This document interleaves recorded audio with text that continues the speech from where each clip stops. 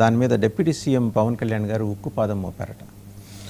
సరే, ఆయన ఆ పాదం మోపక ముందర వైసీపీ వాళ్ళు అక్కడికి వెళ్ళి చలో పంచదారుల పేరుతో భారీ కార్యక్రమం నిర్వహించారు. ఇప్పుడు వైసీపీ క్లెయిమ్ ఏంటంటే మేము నిర్వహించాం కాబట్టి ఆయన ఉక్కు పాదం మోపారని. నెక్స్ట్ జత్వాని ఆవిడ రెస్పాండ్ అయ్యారు. ఎందుకంటే ఛార్జ్ షీట్లో ఆవిడ మీద అభియోగాలని చాలా ప్రధానంగా సిఐడి ప్రస్తావించింది. నా తప్పేం లేదు, నేను శుద్ధపోస్తున్నానని చెప్పేసి ఆవిడ మాట్లాడుతూ వస్తున్న పరిస్థితి. జత్వానీది కనుక తప్పైతే సస్పెండ్ అయిన ఐపీఎస్ల భవిష్యత్తు ఏంటి అనే ఒక చర్చ ఇప్పుడు ఆంధ్రప్రదేశ్లో నడుస్తుంది. ఈ అంశాలన్నింటికి సంబంధించి బిగ్ డిబేట్లో మనతో పార్టిసిపేట్ చేస్తున్నారు బాబు పాలూరు గారు, జనసేన అధికార ప్రతినిధి. నమస్తే బాబు గారు. అలాగే శేఖర్ రెడ్డి గారు, వైసీపీ అధికార ప్రతినిధి, మోకా ఆనంద్ సాగర్, టీడీపీ అధికార ప్రతినిధి, అండ్ బాలా పొలిటికల్ అనలిస్ట్, వీళ్ళు కూడా మరి కాసేపట్లో జాయిన్ అవుతారు. అండ్ బాబు పాలూరు గారు, ప్రశ్నించే గొంతు ఏమైంది అని చెప్పేసి కేతిరెడ్డి వెంకటరామరెడ్డి గారు, ధర్మవరం ఎక్స్ఎమ్మెల్యే, నిన్న మరి దేని మీద ఆయన మాట్లాడిందంటే నీట్ మీద. నీట్లో ఇంత హడావుడి జరుగుతుంటే మరి మనం ప్రశ్నిస్తూ ఉంటాం కదా, ఎందుకు సైలెంట్గా ఉన్నామనేది. ఒకసారి కేతిరెడ్డి వెంకటరామరెడ్డి గారు ఏమన్నారు చూసి మీ దగ్గరకు వద్దాం.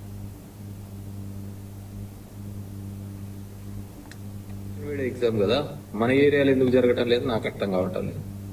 మన వాళ్ళందరూ కూడా బెనిఫిట్ షోలకు చూపించినంత ఉత్సాహము నీట్ పేపర్లు, సిబిఎస్ఈ పేపర్ల మీద లీక్ అవుతున్నప్పుడు చూపించలేకపోతున్నారేమో అర్థం కావటం లేదు. మన వాళ్ళు బెనిఫిట్ షోలకు అయితే ఓపెన్ చేస్తేనే ముందుకు ఉంటారు. నీట్ పేపర్ లీక్ అయినా కనపడదు, డిఎస్సి లీక్ అయినా కనపడటం లేదు. ఏది లీక్ అయినా కానీ మాట్లాడే గొంతుకు లేదు.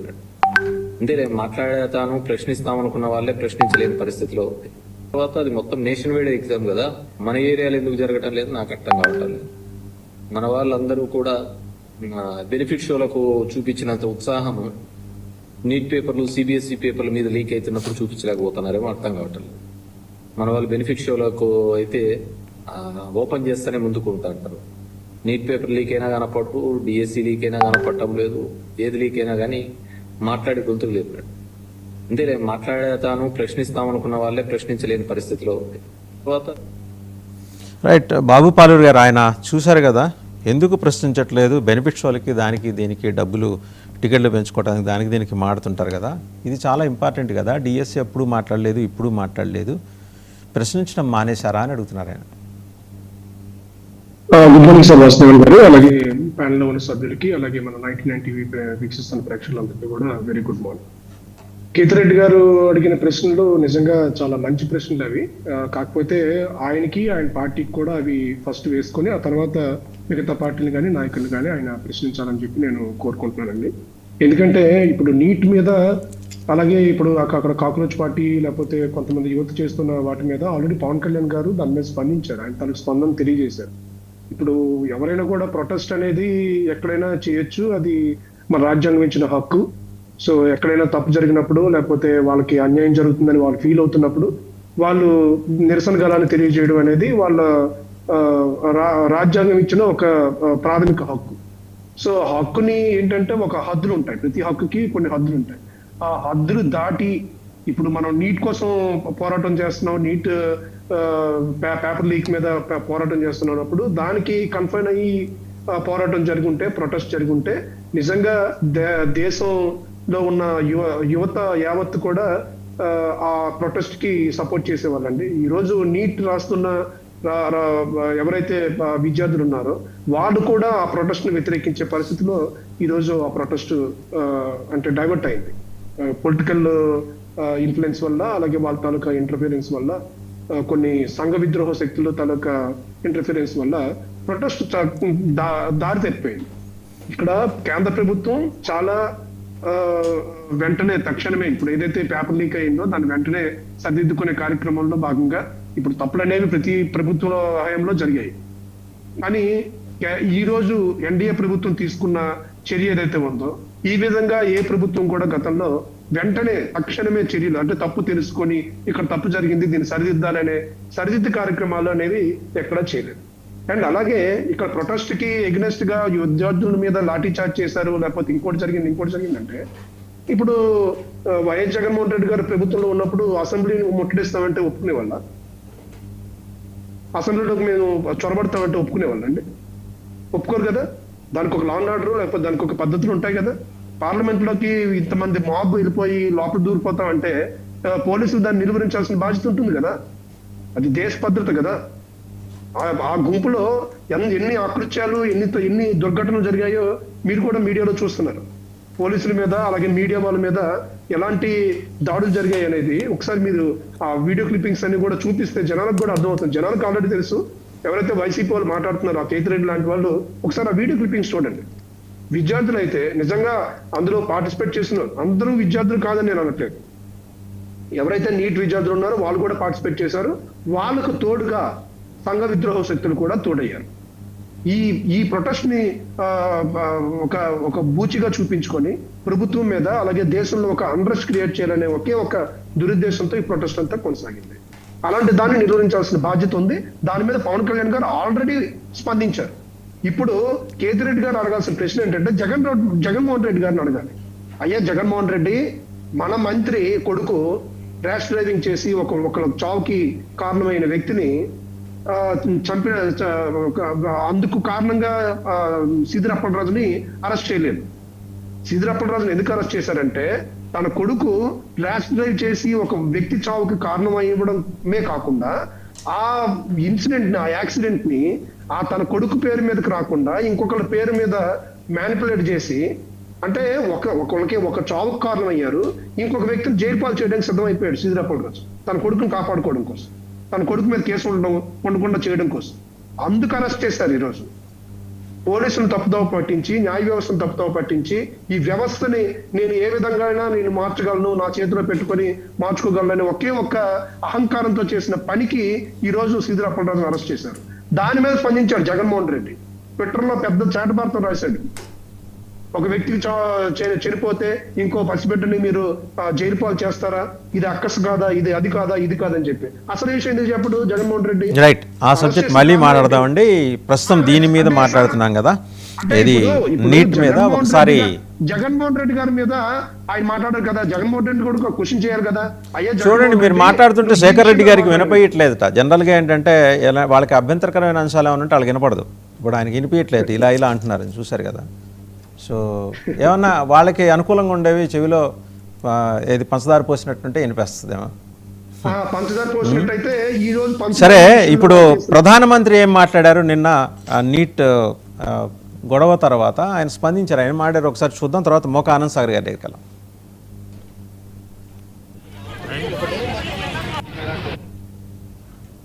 मैं जानता हूं कि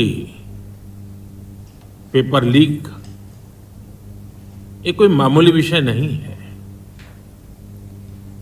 लाखों विद्यार्थी और उनके अभिभावकों के लिए बहुत ही पीड़ादायक है और इसलिए पेपर लीक घटना से अब तक पिछले 2.5 महीनों में अनेक विध कदम उठाए गए, गुनहगारों को पकड़ा गया है, वे जेल में पड़े हैं। हमारा सबसे महत्वपूर्ण जिम्मा था कि विद्यार्थियों का 1 वर्ष बर्बाद न हो। तत्काल परीक्षाएं लेना बहुत जरूरी था। सरकार ने अभी पूरी शक्ति का उपयोग करके कम से कम समय में 22 लाख जितने विद्यार्थियों के एग्जाम हो जाए इसका प्रबंध किया और अभी 5-6 दिन पहले 19 तारीख को रिजल्ट भी आ गया और देश भर में उत्तीर्ण हो गए विद्यार्थियों की खुशियों की खबरें भी आ रही हैं, लेकिन हम वहां पर संतोष मानने वाले लोगों में से नहीं है और इसलिए मैंने आज फास्ट ट्रैक कोर्ट के लिए విభాగం को నిర్దేశ్ दिए थे. సో చాలా క్లియర్గా చెప్పారు మోకా ఆనంద్ సాగర్ గారు. ఫాస్ట్ ట్రాక్ కోర్టు ఏర్పాటు చేస్తాం, 15 రోజుల లోపల సంగతి ఏంటో చూస్తాం, దునుమాడతాం మొత్తం ఈ దీని వెనకాల ఉన్న దుష్ట శక్తుల్ని అని చెప్పి స్పష్టంగా చెప్పారు. విషయం ఏంటంటే ధర్మేంద్ర ప్రధాన్ ఆ శాఖ మంత్రి, కానీ దాన్ని క్యారీ అవుట్ చేసేది మొత్తం దానికంటూ ఒక వ్యవస్థ ఉంది, సిస్టమ్ ఉంది. ఆ సిస్టంలో బ్యూరోక్రాట్స్ ఉన్నారు. బ్యూరోక్రాట్స్కి కూడా ఈ స్థాయిలో ఎక్కడ లీక్ కాలా. అది ఎవరైతే ఆ పేపర్ సెట్ చేశారో వాళ్ళు లీక్ చేశారు. వాళ్ళు రాజస్థాన్ కోటా ఉంది రాజస్థాన్లో, మనకి గుంటూరు ఒకప్పుడు ఎడ్యుకేషన్ హబ్, తర్వాత నెల్లూరు, ఆ తర్వాత హైదరాబాద్, ఇప్పుడు కోటాకి షిఫ్ట్ అయింది. ఆ కోటాలో ఉన్న ఈ అరాచక శక్తులు వీళ్ళందరూ కలిసి చేసింది. బ్యూరోక్రసీ ఇన్వాల్వ్మెంట్ లేదు ఇందులో, లేకపోతే మినిస్ట్రీ ఇన్వాల్వ్మెంట్ లేదు. సరే, ఎనీహౌ ఫైండ్ అవుట్ చేశారు, వాళ్ళని తీసుకొచ్చారు, they were caught and they were sent to jail. ఇంత అయిపోయిన తర్వాత ఇప్పుడు జరుగుతున్నారు అక్కడ అటు students and anti social elements.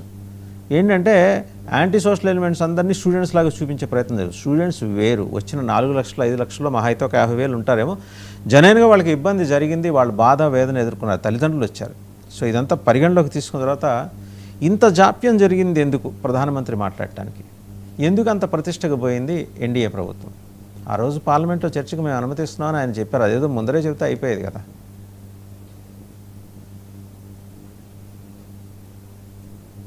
Anand Sagar గారు మ్యూట్లో ఉన్నారు మీరు. ముందుగా మీకు ప్యానల్ ఉన్న పెద్దలకి నమస్కారం సార్. మీ వాయిస్ చాలా లోగా వచ్చింది, నాకు సరిగ్గా వినిపించలేదు.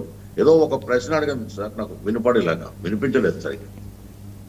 వాయిస్ వినిపించట్లేదా? ఒకసారి ఇంకోసారి చెక్ చేసుకోండి మీ టెక్నికల్గా, మీకు అక్కడ ఏమన్నా ఇబ్బంది ఉందా? ఇప్పుడు ఓకేనా? మీ వాయిస్ బాగా లోగా వినిపించింది. ఒకసారి పీసీఆర్ ప్లీజ్ అడ్రస్ అండి. ఓకేలాగా ఓకే. సో అక్కడ ఏదో ప్రాబ్లం ఉన్నట్టుంది. ఏంటంటే ప్రధానమంత్రి మాట్లాడారు, విద్యార్థులు సంఘ విద్రోహ శక్తులు ఇద్దరిని వేరువేరుగా చూసి మనం ఈ వ్యవహారం గురించి మాట్లాడాలి. ఎందుకంటే వచ్చిన 4 నుంచి 5 లక్షల మందిలో మహా అయితే ఒక 40,000 నుంచి 50,000 మంది స్టూడెంట్స్ ఉంటారు, లేదా వాళ్ళ తల్లిదండ్రులు కూడా ఉంటారు, వచ్చారు కాదంట్లా. బట్ యాంటీ సోషల్ ఎలిమెంట్స్ ఎక్కడి నుంచి వచ్చేసినాయి? ఖతార్ నుంచి, లేకపోతే దుబాయ్ నుంచి ఈ స్విగ్గీ జొమాటోల్లో వీళ్ళకి ఫుడ్ ఆర్డర్సు. అండ్ ఆయన ఖలిస్తాన్ నాయకుడు బిట్టు ఉన్నాడు, ఆయనైతే నేను $1 మిలియన్ నేను అనౌన్స్ చేస్తున్నాను దీనికని. బంగ్లాదేశ్ నుంచి Jamaat-e Islami official press release ఇచ్చింది, భారతదేశంలో ఉన్న ఈ ఆందోళనకారులందరికీ మా సంపూర్ణ మద్దతు. ఇది మన అంతర్గత సమస్య. సో వీళ్ళందరూ ఇన్వాల్వ్ అయిన తర్వాత దీన్ని ఏదో కేవలం విద్యార్థుల సమస్యగానో, లేకపోతే జిగ్మే ఆయన సోనం వాంగ్చుక్ సమస్యగానో, లేకపోతే అభిజిత్ దీప్కే సమస్యగానో చూడటానికి వీలేదు కదా. వాళ్ళలో వాళ్ళు కొట్టుకున్నారు. నిన్న నువ్వు బర్గర్ తిన్నావు అంటే నువ్వు పిజ్జా తిన్నావు అని చెప్పేసి వాళ్ళిద్దరు మాట్లాడుకుని ఒకరినొకరు సస్పెండ్ చేసుకున్నారు. ఇది ఒక సవ్యమైన దిశలో జరిగిన ఆందోళన, లేకపోతే ఆల్రెడీ ఆర్గనైజ్డ్గా దీనికి సంబంధించి ఒక స్కెచ్ ముందరే రెడీ అయిన తర్వాత జరిగిన ఆందోళన? ఎందుకంటే మంగళవారం రాత్రి యాంటీ సోషల్ ఎలిమెంట్స్ బస్తాల్లో గోతాల్లో తల్వార్లు వేసుకొని ఎట్లా దిగారు?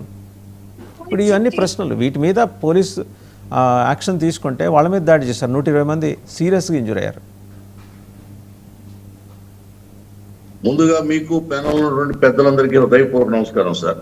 ఇది పూర్తిగా నేను కొన్ని విజువల్ చూశాను సార్. రాత్రి పోలీసులపై రాళ్లతో ఆయుధాలతో దాడి జరగడం అంటే ఖచ్చితంగా దాంట్లో సంఘ విద్రోహ శక్తులు ఉన్నాయి, ఆర్గనైజ్డ్గా అది జరిగింది. యావత్ భారతదేశం కూడా దిగ్భ్రాంతి చెందింది, ఖండించింది. ఈ దేశంలో విద్యా వ్యవస్థలో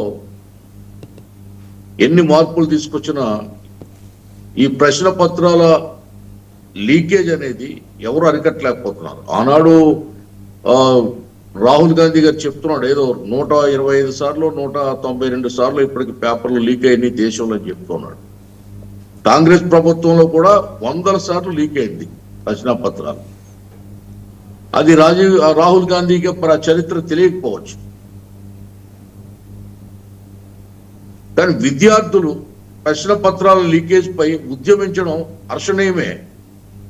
అది వాళ్ళకి అవసరం, ఎందుకంటే ఎన్నో జీవితాలు బలైపోతున్నాయి, ఎందరో నిష్కారణంగా ఫెయిల్ అయిపోతున్నారు, భవిష్యత్తు కోల్పోతున్నారు, ఆశలన్నీ అడియాసలు అయిపోతున్నాయి. ఇటువంటి తరుణంలో విద్యార్థులు స్వచ్ఛందంగా ఆందోళన చేస్తే అందరూ స్వాగతించవచ్చు. కానీ కొన్ని పార్టీలు ఇన్వాల్వ్ అయ్యి ఆర్గనైజ్డ్గా మీరు అన్నట్టుగా పక్క పొరుగు దేశాల నుంచి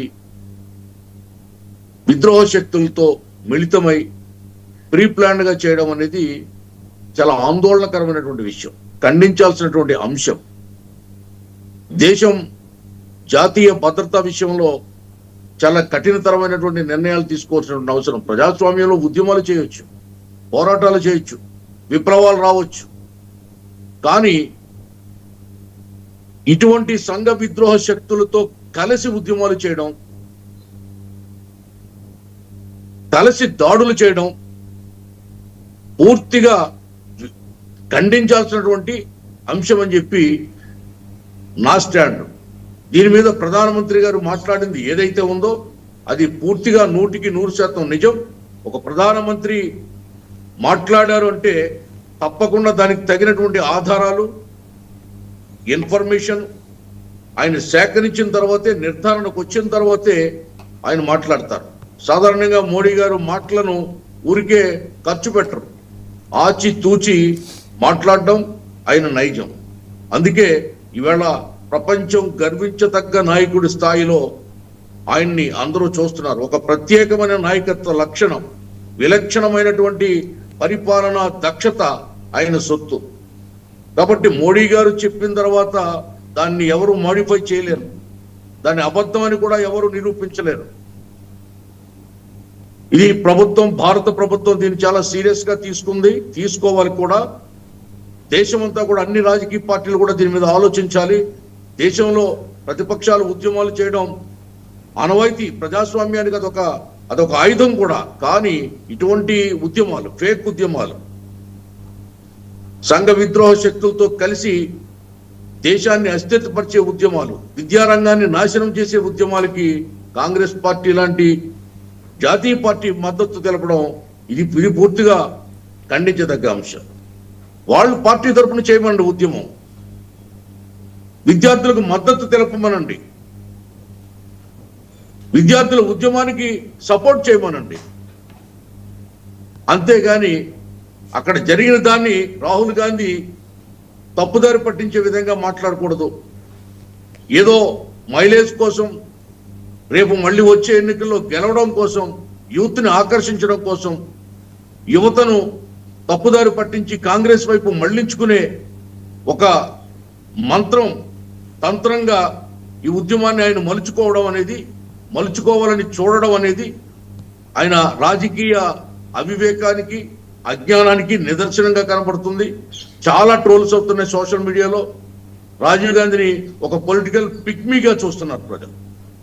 is a political pygmy before Modi, is a child politician. ఆయన బ్రెయిన్ చైల్డ్, ఆ చిన్న పిల్లాడు మనస్తత్వం నుంచి పైకి ఎదగడం లేదు, నాయకత్వ లక్షణాలు ఆయనకి రావడం లేదు, పరిణితి జరగడం లేదు, పరిణామ క్రమంలో ఆయన ఎదగలేకపోతున్నాడు. ఇవన్నీ ఆయన దగ్గర వ్యక్తిగతంగా లోటు పెట్టుకుని కాంగ్రెస్ పార్టీని లీడ్ చేయలేక, కాంగ్రెస్ పార్టీని గెలిపించలేక, దేశంలో కాంగ్రెస్ పార్టీ ఉనికి కోల్పోతున్నటువంటి ఈ సమయంలో ఇటువంటి ఉగ్రవాద వైఖరితో ఉన్నటువంటి కొన్ని సంఘ విద్రోహ శక్తుల్ని, విదేశీ శక్తుల్ని అందులో మిళితమై ఉన్నప్పుడు అక్కడికి ఆయన వెళ్ళడం, దానికి మద్దతు తెలియజేయడం పూర్తిగా దేశం ఖండిస్తుంది. కాంగ్రెస్ పార్టీ కళ్ళు తెరవాలి ఇప్పటికైనా. మూడు సార్లు ఎన్నికల్లో మోడీ గారి చేతిలో ఓడిపోయినటువంటి కాంగ్రెస్ పార్టీ ఎన్ని టక్కుటమార విద్యలు చేసినా, ప్రదర్శించినా, గజకర్ణ గోకర్ణ కథలు, కాశీ మజిలీ కథలు చెప్పినా ప్రజలు నమ్మలేదు. ఎందుకు నమ్మలేదు? మోడీ పరిపాలనలో నిబద్ధత ఉంది. ఆనంద్ సాగర్ గారు, మళ్ళీ మీ దగ్గరకు వస్తా. ఒకసారి శేఖర్ రెడ్డి గారి దగ్గరికి వెళ్దాం. శేఖర్ రెడ్డి గారు, నిన్న ధర్మవరం ఫార్మర్ ఎమ్మెల్యే అండి కేతిరెడ్డి వెంకటరామరెడ్డి గారు మాట్లాడారు. చాన్నాళ్ళు ఆయన ఎక్కడో ఈ మధ్య పెద్దగా మాట్లాడట్లేదు, నిన్న మాట్లాడారు. ప్రశ్నించే గొంతు ఏమైంది అని చెప్పేసి. సో దాని దాకా మీరు జాయిన్ కాకముందే బాబు పాలూరు గారు చెప్పారు దానికి సమాధానం. ప్రశ్నించాల్సిన అంశాలు వైసీపీ అధినాయకత్వం మీద ఉన్నాయి, వాటి గురించి మాట్లాడండి వెంకటరామరెడ్డి గారు అని చెప్పేసి. వెంకటరామరెడ్డి గారికి అర్జెంటుగా నీట్ మీద ఆయన సోలో వీడియో, అది సెల్ఫీ, నీట్ మీద మాట్లాడారు కదా, ఏమైనా పార్టీ ప్రాంప్ట్ చేసిందా లేకపోతే ఆయన వ్యక్తిగత అయిపోయినా? ఎందుకంటే మీ స్టాండ్ ఇంతవరకు ఏంటనేది ఎవరికి అర్థం కావట్లా, బట్ అది ఆయన వ్యక్తిగతమైన స్టాండా? సార్ నేను ఒక మాట చెప్తాను సార్. ఇప్పుడు అసలు వాస్తవంగా ఇప్పుడు మన సంఘ విద్రోహ శక్తులు అంటున్నాం, అదే విధంగా దేశ విచ్ఛిన్నకర శక్తులు అంటున్నాం, సో ఖలిస్తాన్ శక్తులు అంటున్నాం, ఈ పక్క మీరు చెప్తే బంగ్లాదేశ్ శక్తులు అంటున్నాం, ఇవన్నీ కూడా ప్రోత్సహిస్తున్నాయని చెప్పి చెబుతున్నాం సార్. సో దీనికి నేపథ్యం ఏంటి ఫస్ట్? అసలు మనం ఒకసారి ఎంతవరకు కూడా దేశ విచ్ఛిన్నకర శక్తులు వీటి గురించి మాట్లాడడం, నేను వైఎస్ఆర్ కాంగ్రెస్ పార్టీ అధికార ప్రతినిధిగా కాకుండా ఈ విషయాన్ని ఒక దేశ పౌరుడిగా మాట్లాడుతున్నాను. ఒక దేశ పౌరుడిగా మాత్రమే దీన్ని రికార్డ్ చేయాలని నేను కోరుకుంటున్నాను సార్, వైఎస్ఆర్ కాంగ్రెస్ పార్టీ అధికార ప్రతినిధిగా. అసలు దీనికి నేపథ్యం ఏంటి? మోడీ గారు 2014లో ఏదైతే ప్రధానమంత్రి అయ్యారు సార్, నరేంద్ర మోడీ గారు ప్రధానమంత్రిగా ఉండడాన్ని నేను కూడా స్వాగతిస్తున్నాను. దేశ ప్రజలందరూ స్వాగతించారు, నేను స్వాగతించాను. నరేంద్ర మోడీ గారి పాలనా దక్షత గురించి నేను కూడా పొగుడుతున్నాను. కాకపోతే సార్, ఆ పాలనలో 2014 నుంచి సిబిఎస్ఈ 2018లో 10వ తరగతి మ్యాథ్స్, 12వ తరగతి ఎకనామిక్స్ లీక్ అయింది. అదేవిధంగా నీట్కి సంబంధించి 24 లీక్ అయింది సార్. గతేడాది 24 లీక్ అయింది, 26 లీక్ అయింది. 2 సంవత్సరాలు సార్ వరుసగా. గతేడాది చర్యలు చేపట్టుంటే ఈ సంవత్సరం రావు కదా. అదేవిధంగా ఈ 10 సంవత్సరాల పాలనలో సార్ దాదాపుగా 152 central government exams papers leak అయ్యాయి సార్. 152, 7.5 కోట్ల మంది విద్యార్థులు చదువుకొని మళ్ళీ ఎగ్జామ్స్ రాసినటువంటి పరిస్థితి సార్. నీట్ ఎగ్జామ్ ఆ లీక్ అయిన రోజే సార్, దాని గురించి ప్రధానమంత్రి నరేంద్ర మోడీ గారు ఈ రోజు చెప్పినట్టు వచ్చి చెప్పుంటే అకౌంటబిలిటీ ఇంత కథ లేదు కదా. ఆ లీక్ అయిన రోజే, మొదటి రోజు ప్రొటెస్ట్ చేసే రోజే ధర్మేంద్ర ప్రధాన్ గారిని పక్కన పెట్టి ఇలా ఫాస్ట్ ట్రాక్ కోర్టులు ఏర్పాటు చేస్తాం అని చెప్పి ఈ రోజు చెప్పినట్టుగా చెప్తే ఇంత సీన్ ఉండేది కాదు కదా అసలు. పూర్తిగా ఒక దేశ పౌరుడిగా నేను అడుగుతున్నాను సార్, ఇంత సీన్ ఉండేది కాదుగా. ఆ రోజే అకౌంటబిలిటీ ఉంటే విద్యార్థులందరూ రావటం, విద్యార్థులు అక్కడ ప్రొటెస్ట్ చేయటం, విద్యార్థుల ముసుగులో సంఘ విద్రోహ శక్తులు రావటం, ఇంత రచ్చవటం, ఇతర దేశాల్లో కూడా భారతదేశం పరువు గంగలో కలవటం, ఇదంతా ఎవరి తప్పిదం అని అడుగుతున్నాను సార్ నేను. పాలకులు తప్పిదం కాదా? సో ఏదైతే ఒడిస్సాలో పేపర్ లీకేజ్ కి వ్యతిరేకంగా పోరాడినటువంటి ధర్మేంద్ర ప్రధాన్ ఈ రోజు ఆయన ప్రభుత్వ హయాంలో వరుసగా 2 నీట్ లీకేజ్లు. నీట్ అంటే చిన్న విషయం కాదు కదా సార్. ఎంత ప్రెజర్ ఉంటుంది పిల్లల మీద. చదువుకునే పిల్లలు, మా పిల్లలు చదువుకుంటున్నారు, అక్కడ ఉన్నటువంటి అన్న వాళ్ళ పిల్లలు కూడా చదువుకుంటా ఉంటారు. వాళ్ళు కాంపిటీషన్ ఎగ్జామ్ కి ప్రిపేర్ అయ్యేటప్పుడు ఎంత కాంపిటీషన్ ఫీల్ అవుతారు, ఎంత ప్రెజర్ ఫీల్ అవుతారు. 20 మంది విద్యార్థులు చనిపోయారు సార్ ఆత్మహత్యలు చేసుకుని నీట్ ఎగ్జామ్ ఏదైతే రావడంతో. ఆ 20 మంది విద్యార్థుల ప్రాణాలను తిరిగి తెచ్చిగలరా? ఆ 20 మంది ప్రాణాల తల్లిదండ్రులకి ఏం సమాధానం చెబుతారు? సో ఆ 20 మందికి క్షమాపణ చెప్పిందా ప్రభుత్వం? ఆ తల్లిదండ్రులకి క్షమాపణ చెప్పిందా ప్రభుత్వం? క్షమాపణ చెప్పకుండా ఒంటెద్దు పోకలతో పోవడంతో, అహంకార ధోరణితో పోవడం వల్లే కదా ఇంత జరిగింది. ఆ పాయింట్ మనం ఎందుకు మిస్ అవుతున్నాం సార్? సో ఇంకొక విషయం కూడా చెబుతున్నాను సార్, ఈ రోజు వచ్చి చెప్పారంటున్నారు. Yes, well and good. ఆ రోజు ఏమైంది? నరేంద్ర మోడీ గారి గలం ధర్మేంద్ర ప్రధాన్ అడగండి. మళ్ళీ మీ పార్టీ స్టాండ్ ఏంటో తెలియకుండా మీరు మాట్లాడేస్తున్నారు నరేంద్ర మోడీ గారి విషయం. సార్ నేను ఓపెన్ గా సార్, నేను అందుకే కదా సార్ నేను వెరీ క్లియర్ గా చెప్పాను. నేను పార్టీ అధికార ప్రతినిధిగా కాకుండా ఒక రాష్ట్ర పౌరుడిగా, ఒక తండ్రిగా మాట్లాడుతున్నాను సార్. మా పిల్లలు కూడా ఈ రోజు కాంపిటీషన్ ఎగ్జామ్స్ ప్రిపేర్ అవుతున్నారు. నా తమ్ముడు కూడా తెలంగాణ గ్రూప్ 1 కొట్టాడు సార్. వాడు పేపర్ లీక్, తెలంగాణలో పేపర్ లీకేజ్ తోటి ఎగ్జామ్ క్యాన్సిల్ చేయడంతో వాడు పడ్డ ప్రెజర్ నేను చూశాను. లిటరల్లీ వాడు సూసైడ్ కమిట్ అవ్వడం కూడా నేను చూశాను. సో ఎన్ని సంవత్సరాలు కూర్చొని చదివి. సో ఇలాంటి విద్యార్థుల భవిష్యత్తు ఏ ప్రభుత్వమైనా ఆడుకోకూడదు, సార్. రైటా రాంగ్ అనేది విఘ్నులైన మీకే వదిలేస్తున్నాను సార్ దాన్ని. సో ఇంకోటి, విద్యార్థుల యొక్క ప్రొటెస్ట్ అనేది కూడా విద్యార్థుల ప్రొటెస్ట్ లాగే ఉంటే ఈ ప్రొటెస్ట్ బాగుండేది. కానీ దాంట్లో హిందూ మత వ్యతిరేక శక్తులు, దాంట్లో దేశ విచ్ఛిన్నకర శక్తులు, దాంట్లో ఆర్టికల్ 370ని వ్యతిరేకించే శక్తులు, దాంట్లో ఖలిస్తాన్ వేర్పాటవాదులు, దాంట్లో ఇక బంగ్లాదేశ్ వాళ్ళ దగ్గర నుంచి వచ్చినటువంటి స్టేట్మెంట్స్, ఇలాంటివన్నీ కూడా ఆ ఉద్యమాన్ని పక్కదారి పట్టించి ఆ ఉద్యమం మీద కూడా ప్రజలకి ఏహభావం వచ్చేలా చేసేసారు. విద్యార్థుల ఉద్యమం కాస్త దేశ విచ్ఛిన్నకర శక్తుల్లోకి వెళ్ళిపోయింది అనేది కూడా నా వ్యక్తిగత అభిప్రాయం సార్. రైట్. బాబుపాలూరు గారు, ఈ పంచదార్ల మైనింగ్ ఏంటండి? దాని మీద డిప్యూటీ సీఎం గారు ఉక్కుపాదం మోపారు. ఆ మోపక ముందర ఏంటంటే వీళ్ళు వెళ్ళి ధర్నా చేశారట. పంచదార్ల పవిత్ర క్షేత్రం ప్రాంతాన్ని నో మైనింగ్ జోన్గా ప్రకటించాలని. ఎందుకని ఆ స్టవ్ అంటే ఒక్కసారిగా ఈ అంశం మీద ఉప ముఖ్యమంత్రి గారు ఎందుకు రెస్పాండ్ అయ్యారు? ఎందుకని ప్రతి అంశంలోనూ ఆయన ఎందుకు లాగుతున్నారు వీళ్ళందరూ, ఈ వైసీపీ వాళ్ళు? నాకు అర్థం కావట్లేదు.